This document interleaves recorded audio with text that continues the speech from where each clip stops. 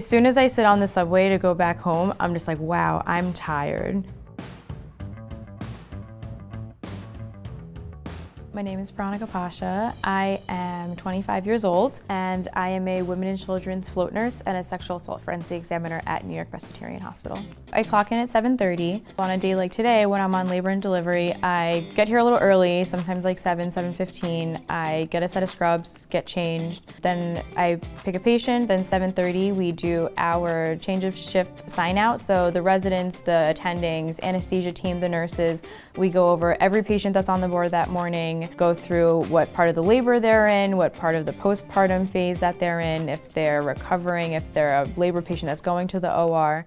So like this is like the baby warmer where we'll take babies after they deliver. Then you just start your day, you check your orders, see what's going on with your patient. If they're due for medications in the morning, you do that. We'll go to the bedside and we'll basically just talk about the patient in front of them, go over their age, their history, their allergies.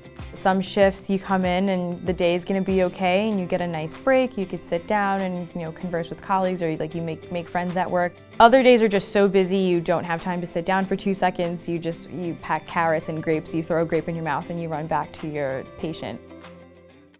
My shift starts at 7:30 a.m. and ends at 8 p.m. Sometimes if the unit is short, we'll offer to stay later.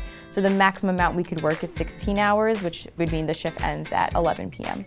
It's 13 shifts a month. It's about 3 to 4 shifts per week. There's weekend requirements. You have to do 3 weekend shifts, so any Saturday, Sunday combination that you want. For staff nurses on the floor, seniority is definitely the biggest thing. You get your first pick of vacations and when you want your holidays. When you're new, you just kind of get whatever is left. It is an hourly pay, and then if you stay and you work overtime, then you make time and a half.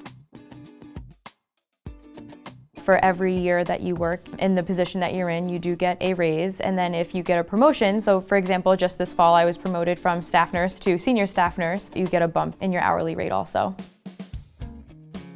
I went straight from high school to undergrad. I went to Hunter College. So I have my bachelor's of science in nursing. I'm getting my master's right now. It is very expensive. I want to say my master's degree costs me about $60,000. So loans are real, and that's something that I feel like no one really prepares you for.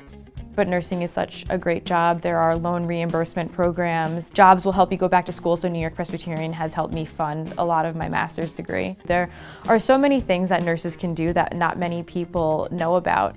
You can go back for law school. You can go into technology, you can go into informatics, public health, public policy. You can go into advanced care nursing to be a nurse practitioner. The opportunities are really endless for this profession.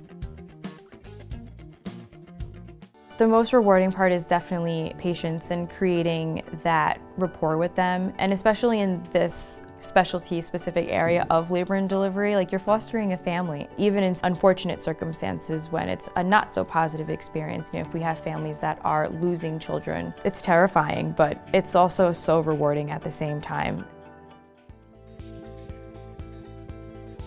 The hardest part about my job is being away from my family. The hospital doesn't close on holidays and you have to be here. I FaceTime them and they answer, but it's different when you're physically not there to be with them.